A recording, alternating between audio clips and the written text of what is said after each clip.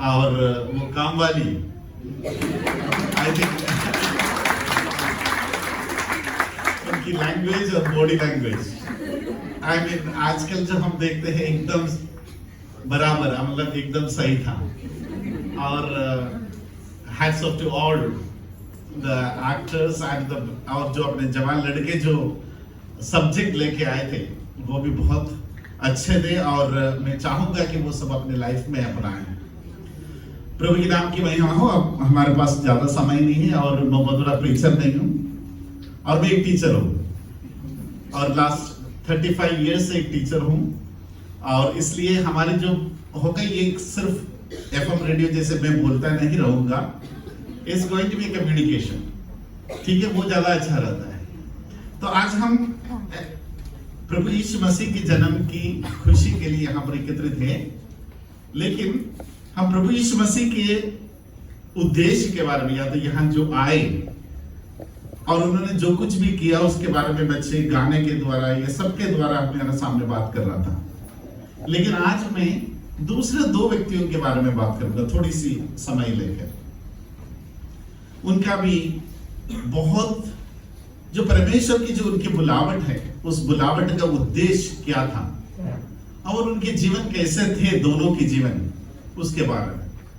पहला व्यक्ति है एक यूसुफ ही है, लेकिन वो मरियम की हस्बैंड नहीं, बल्कि कौन सा यूसुफ के बारे में बात करेंगे? कौन सा? इज़राइल, यानी याकूब का बेटे के बारे में। वो ऐसे एक व्यक्ति कहां से, एक पिट से पैलेस तक पहुंचा, यानी एक खड्डे से कहां तक पहुंचा? राजमहल तक। और हम उनके बारे में सोचे कि उनके परिवार कैसा था। जोसेफ के परिवार के बारे में अगर हम देखा जाए, कैसे परिवार था उनका? पापा का नाम क्या था? याकूब। कैसा इंसान था? आज हम प्रार्थना में याद करते हैं ना, अब्राहम का पिता, याकूब के पिता। लेकिन जो याकूब को हम शुरू से देखा जाए तो वो कैसे देखा जाता है? एक चीटर, धोखा देने वाला। अपने भाई को धोखा देकर क्या किया उन्होंने? सब कुछ आशीष पिता से ले लिया। और वो जिस घर में गया भाग कर अपने जान बचाने के लिए, वहां जाके उनको क्या बोला? उनके साथ धोखा हुआ। सही है कि नहीं? पहले बकरियों के बारे में, उसके बाद में क्या हुआ? जो बीवी के लिए, जो उसको पत्नी के रूप में मिलना था, उन्हें छोटी वाली से प्यार किया और उसके लिए कितने साल, 7 साल काम किया, लेकिन शादी किसको हुआ? बड़ी वाली को दिया। फिर से उनको क्या करना पड़ा? 7 साल और काम करना पड़ा, तब जाके उन्होंने जिस लड़की से प्यार किया था उन्हें मिला। यानी जैसे उनके, मतलब आप सोचिए। और जब रेचल को लेके आया और वहां से निकल रहे थे, रेचल ने क्या किया था? अपने साथ में क्या लेके आए थे? वहां से क्या लेके आए थे? उनकी घर से वो सारे देव देवताओं को भी साथ में लेके आए थे। तो हम देखा जाए, ऐसे एक पिता जो चीटर भी था और उन्हें भी कोई धोखा दिया, और ऐसे एक मां। और दूसरे हम देखा जाए उनके भाइया कैसे थे? कैसे थे भाइया? बहुत प्यार करते थे ना जोसेफ से। मैंने बोला ये हम बात करने वाले हैं, हम बात करने वाले हैं आज। कैसे भाइया थे? बहुत प्यार करते थे उनसे, जलन रखने वाले। और क्या करना चाहता था जोसेफ को? वो लोग मार डालना चाहता था और मारने की प्रयास भी किया, लेकिन उधर एक भाई ने कम से कम थोड़ा दया दिखाया कि भाई इसको मारो मत, फिर क्या करना है तुमको? चलो कुएं में डाल देते, कुछ भी कर देते। उसको क्या कर दिया उन्होंने? कुएं में डाल दिया। और उसके बाद क्या किया? उसको बेच डाला। और किस काम के लिए बेच डाला? स्लेव बनाने के लिए, यानी गुलाम बनाने के लिए। ऐसे भाई है। और उसमें एक खास तौर से एक भाई है, रूबेन। रूबेन के बारे में क्या लिखा गया है?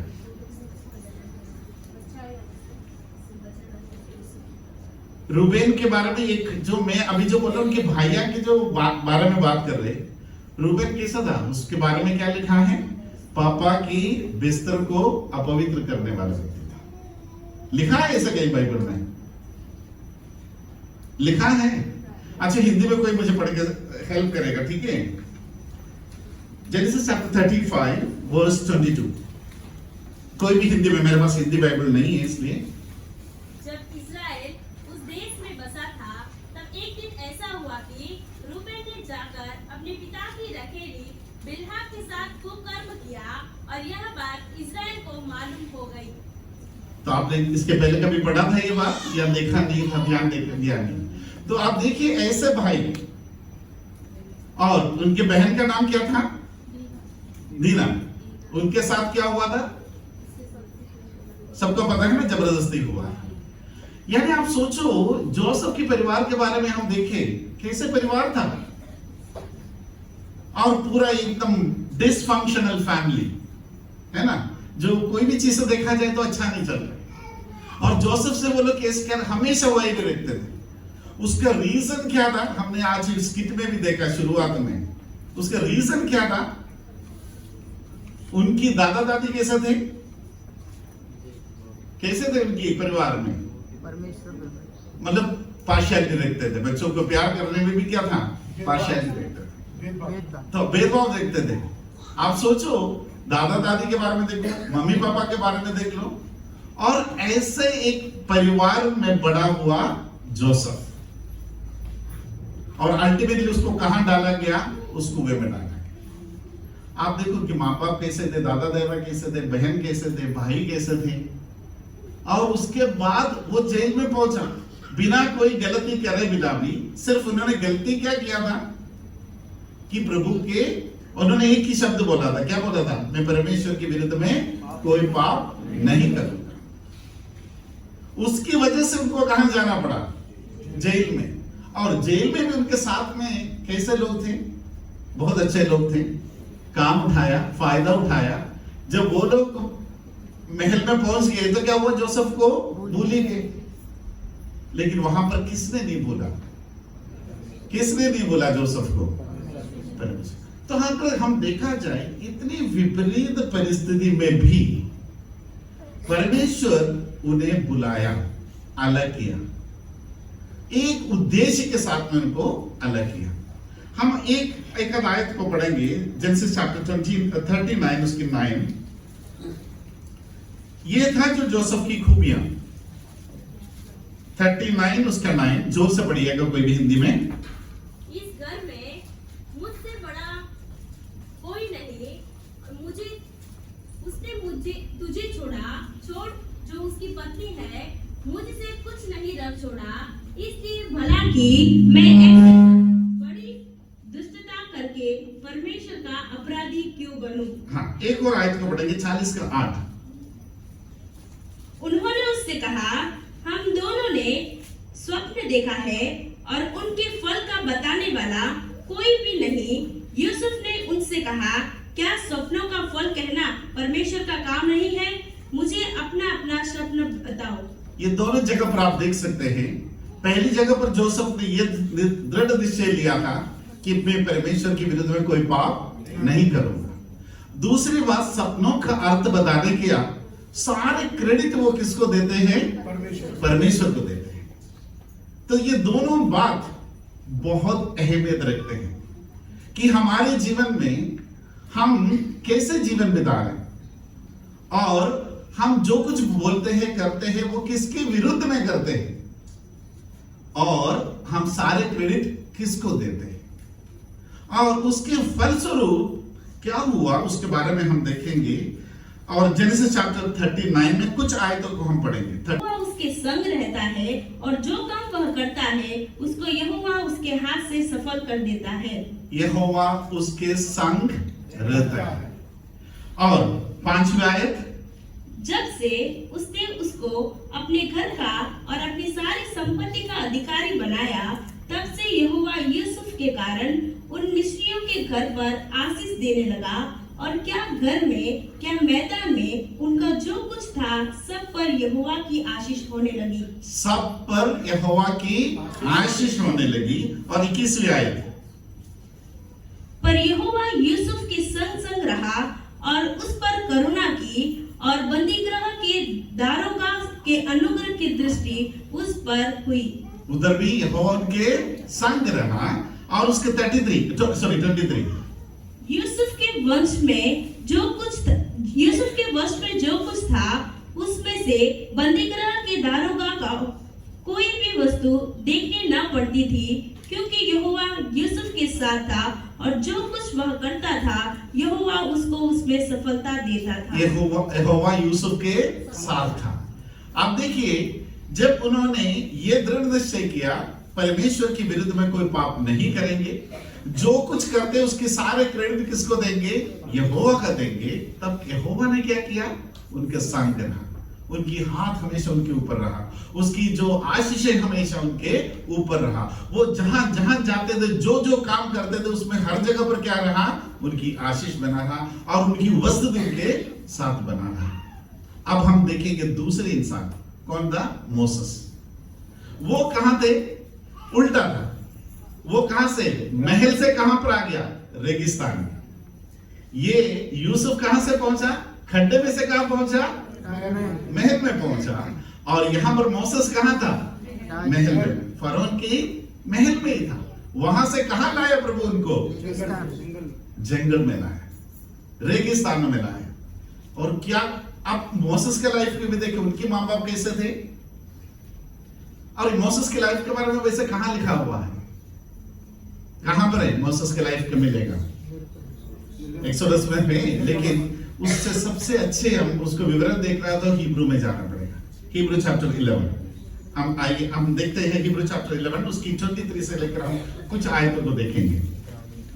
इब्रानियों की पत्री, हिंदी में इब्रानियों की पत्री उसकी 11वीं अध्याय उसकी 23 से लेकर के कुछ आयतों को। विश्वास ही से मूसा के माता पिता ने उसको उत्पन्न होने के दिन बाद तीसरे महीने तक छिपा रखा, क्योंकि उन्होंने देखा कि बालक सुंदर है और वे राजा की आज्ञा से न डरे। बस उधर रखेंगे। दो काम वहां देख सकते हैं। वहां पर क्या किया उन्होंने? राजा से नहीं डरा, उस आदेश से नहीं डरा। वो बच्चे को छुपा के रखने का निर्णय ले लिया। और लेकिन उसके बाद हमें पता है उस बच्चे को उन्होंने नदी में छोड़ते हैं। वहां से राजा की बेटी आते हैं, उनको लेके जाते हैं। और उनकी उधर मूसा की ऑलरेडी बहन खड़े थे, ऑलरेडी बोला कि इनको दूध पिलाने के लिए किसी की जरूरत है तो मैं ढूंढ के लाता हूं। और उन्होंने किसको लेके आया? उनकी मम्मी को लेके आया। और शायद दुनिया में सबसे पहला माँ जो बच्चों को दूध पिलाने के लिए तनख्वाह मिलते थे। सही है कि नहीं? और अपनी खुद के बच्चों को दूध पिलाते थे, उसको देखरेख करते थे, लेकिन राजा की तरफ से क्या मिलते थे? तनख्वाह मिलते थे। लेकिन इस पूरे साल में जब मूसा बड़ा होता गया होगा, वो अब अपनी माँ ने उनको क्या समझाया होगा, क्या सिखाया होगा? वो क्या इजिप्ट की नियम कानून के बारे में सिखाया होगा उनको? नहीं, उन्होंने परमेश्वर की नीति नियमों के बारे में सिखाया। इसी की वजह से मूसा जब बड़ा होता गया, आगे क्या लिखा है? सिस्टर पढ़ सकते हैं? विश्वासी से मूसा ने सयाना होकर फिरौन की बेटी का पुत्र कहलाने से इनकार किया, इसलिए कि उसे पाप में थोड़े दिन के सुख भोगने से परमेश्वर के लोगों के साथ दुख भोगना अधिक उत्तम लगा। या उधर पहले क्या मतलब उन्होंने? इसी के वजह से उन्होंने सबसे पहले क्या, जो फिरौन की जो महल में जो आलिशान जीवन उनको मिल रहा था, आप देखा जाए तो वो कौन था? एक राजकुमार के जैसे ही वहां पर बड़ा हो रहा था। और जो उधर की महल की सारी संपत्ति उनका ही था। या तो आने वाले समय में कुछ अधिकार भी उनके पास आने वाले थे। और किस तरीके की जिंदगी था, लेकिन उन्होंने वो सारे जिंदगी को क्या किया? तुच्छ मानकर उसको छोड़ने का निर्णय किया। और उन्होंने क्या स्वीकार करने की तैयारी किया? उन्होंने क्या स्वीकारा? उन्होंने, हाँ, उसमें इंग्लिश में ऐसा लिखा है, हाँ, refused to be called the son of Pharaoh's daughter, choosing rather to suffer affliction with the people of God than to enjoy the passing pleasures of sin. Hindi में क्या लिखा है passing pleasures के लिए? हाँ, उन्होंने परमेश्वर के लोगों के साथ में दुख भोगना पसंद किया, rather than किससे ऊपर? पाप में थोड़े दिन, पाप में थोड़े दिन में मिलने वाले सुखों का। तो इसमें लिखा कि पासिंग प्लेजर्स ऑफ sin, यानी जो भी प्लेजर्स मिलते हैं वो क्या होने वाला है? That is short living. वो क्या होने वाला? बहुत तुच्छ समय के लिए रहने वाला। उस सुख को छोड़कर अपने लोगों के साथ में कष्ट में भागीदार होना उचित समझा उन्होंने। और आगे बढ़िए। और उसने मसीह के कारण निंदित होने को मिस्र के भंडार से बड़ा धन समझा। हाँ, मिस्र की भंडार के धन से बड़ा उसने क्या सोचा? मसीह के कारण निंदित, मसीह के कारण निंदित होना पसंद किया उन्होंने। और आगे, क्योंकि उसकी आंखें फल पाने की ओर लगी थी। और उनकी आंखें फल पाने पर नहीं थी, लेकिन किस पर था? क्योंकि उसकी आंखें फल पाने की ओर लगी थी। और आगे, विश्वास ही से राजा के क्रोध से न डरकर उसने मिस्र को छोड़ दिया, क्योंकि वह अंधे को मानो देखता हुआ दृढ़ रहा। बिल्कुल, उन्होंने आखिर क्या सोचा? उस अंधे की परमेश्वर जो इनविजिबल गॉड है, उनकी ओर से जो रिवॉर्ड मिलने वाला उसके पीछे चलने का निर्णय किया। अब आप देखिए, दोनों परिवार के दोनों व्यक्तियों के बारे में देखा जाए, दोनों को प्रभु ने विशेष उद्देश्य के साथ में बुलाया। क्या उद्देश्य था उनको? कि इज़राइल को बचाना है। जोसेफ का एक बहुत बड़ा एक फैमिन, हिंदी में क्या बोलते हैं फैमिन में? परिवार नहीं, जो अकाल, राइट, सही। इतनी बड़ी अकाल के समय में पूरे इज़राइल को बचा कर रखना था। उस काम के लिए परमेश्वर ने किसको चुना? जोसेफ को। और विपरीत परिस्थिति में से एक खड्डे में से उठाकर उसको कहां रखा? एक महल में रखा, ताकि वो सिर्फ इज़राइल के नहीं, उस समय की पूरी इजिप्ट की लोगों का और दुनिया की कई जगह से वहां पर अनाज खरीदने के लिए लोग आते थे। इतने लोगों की सुरक्षा के लिए एक बहुत बड़ा एक छुड़ा, अपन बोल सकते हैं कि मतलब वो इज़राइल जो हमेशा के लिए नष्ट होने वाला था, उसमें से बचाने के लिए जोसेफ को जिम्मेदारी दिया। और इधर मोसेस को क्या जिम्मेदारी दिया? इतनी सालों की उस गुलामी से अपने इज़राइली लोगों को छुड़ाकर वापस अपनी जहां पर जो प्रॉमिस्ड लैंड की ओर ले जाने के लिए जो जिम्मेदारी दी। दोनों जगह पर कुछ चीज कॉमन है। अपनी परिवार से, अपने परिजनों से, अपने लोगों से ये दोनों को क्या मिला? दुख ही मिला। और आप देखिए, मूसा को इतनी बड़ा काम करने के बावजूद भी लोग हमेशा उनको क्या देते थे? ताना ही मारते थे। छोटी सी जगह पर अगर खाना नहीं मिला, पानी नहीं मिला, तो क्या मिलते थे? गाली मिलते थे, ताना ही मारते थे। तूने क्यों हमें वहां से लेके आया? हम वहीं मर जाते तो अच्छा था। ये था उनकी बात। और यूसुफ ने भी क्या हुआ था? अपनी भाइयों से क्या क्या सहन नहीं किया। लेकिन प्रभु ने उन्हें एक उद्देश्य के साथ में बुलाया। उस उद्देश्य को वो समझा और प्रभु के हाथ में सौंप दिया। दोनों के बारे में हम देख सकते हैं क्या किया। जोसेफ ने हमेशा क्रेडिट पूरा परमेश्वर को दिया और हर बात में उन्होंने ये दृढ़ निश्चय लिया था कि मैं परमेश्वर के विरुद्ध में कोई पाप नहीं कर सकता। मोसेस ने भी ये सोचा कि उस महल में रहकर उस पाप के अधीन में रहने से अच्छा है अपने लोगों के साथ में कष्ट में भागीदार होना। और हम आखिर में आज जिस व्यक्ति के लिए हम एकत्रित हुआ है, उस व्यक्ति के बारे में देखेंगे। प्रभु यीशु मसीह ने भी स्वर्ग के सारे सुख को छोड़कर इस धरती पर, और वो भी एक साधारण मनुष्य के रूप में अगर जीवन बिताया, वो किस काम के लिए आया था? किस काम के लिए आया था? हम सभी को बचाने के लिए। और उन्हें भी अपने लोगों से क्या मिला? अपने खुद की भाइयों से क्या मिला?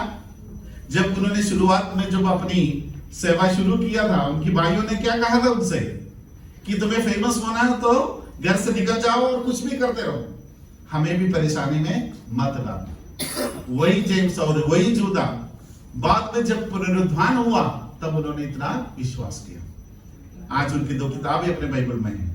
लेकिन हम देखें उन्होंने भी और उनकी खुद की लोग, जो यहूदी लोग, प्रभु यीशु मसीह के साथ क्या किया। तो इतनी पूरी तरह से प्रेम तो छोड़ दो, विद्वेष और दर्द और हर तरीके से मुसीबतें ही अपने लोगों से उन्हें मिला। लेकिन उन्होंने वो भी एक उद्देश्य के साथ में आया था। हमें पता है कि जब प्रभु यीशु मसीह को उस सूली पर चढ़ाया गया था और किस तरीके से लोग उसकी टट्टे उठा रहे थे कि अगर तू सच में परमेश्वर है तो क्या करना चाहिए, तुम्हें नीचे उतर कर आना चाहिए। क्या प्रभु यीशु मसीह ऐसे नहीं कर सकते थे? वो कर सकते थे, लेकिन प्रभु यीशु मसीह ऐसे चमत्कार करने के लिए नहीं आए थे। उस क्रूस में से उतर कर आने के लिए नहीं आए थे, ऐसा अजूबा काम करने के लिए नहीं आए थे। उनको इसलिए भेजा गया था कि वो उस क्रूस पर मरे, ताकि उनके मरण के द्वारा इस पूरे धरती में, इस पूरे लोगों में जो पाप के लिए जो सजा हमें मिलना था वो सजा वो खुद पाए और उन्हें उद्धार पाए, और उस ऐसे उद्धार जो कि निर्दोष और निष्कलंक होकर हमें अपने पिता के सामने खड़ा रख सके। आज वो कहां पर है? हमारे लिए जगह तैयार कर रहे हैं, और जैसे वो जगह तैयार पूरी करेंगे वो बहुत जल्द वापस आने वाला है और हमें अपने संग लेकर चलने वाला है, और वहां पर ना कोई दुख होगा, ना कोई रोना होगा, और बिल्कुल क्या होगा, और आराधना और स्तुति ही होगा। ऐसे एक समय और ऐसे एक जगह की ओर हमें ले चलने के लिए उन्होंने सारे कष्ट और क्लेश उठाकर स्वर्ग की सारी महिमा, अगर हम रेवलेशन बुक में, अगर रेवलेशन में फर्स्ट चैप्टर में पढ़े, हमें पता है कि वो कैसे महिमा में रहते थे, कैसे स्वर्गदूत उनकी चारों ओर खड़े होकर कैसे उनकी महिमा और स्तुति करते थे। ऐसे एक अवस्था से, ऐसे महिमा से वो सब कुछ छोड़कर उन्होंने धरती पर एक बिल्कुल एक निसहाय और एक गरीब परिवार में जन्म लिया, और ये सारे जीवन में 33.5 साल उन्होंने जो कष्ट और क्लेश उठाया और आखिर में उस कलवरी क्रूस पर अपने जीवन को त्याग दिया। ये सब कुछ हमारे लिए था। आज हम उनकी जन्म को हम याद करते हैं, लेकिन उस जन्म के साथ में उस जन्म का उद्देश्य के बारे में, उस जन्म ही उसके लिए हुआ था कि मरने के लिए, वो जन्म ही इसलिए गया था कि उस कलवरी क्रूस पर मरने के लिए, वो जन्म ही इसलिए हुआ था कि हम सभी का उद्धार हो। इसलिए जन्म से बढ़कर या जन्म के साथ साथ हम उनके मरण के बारे में भी याद करें, और आगे प्रभु की महिमा में आगे बढ़ते रहने के लिए प्रभु हम सभी को मदद करे। प्रभु के नाम की महिमा हो।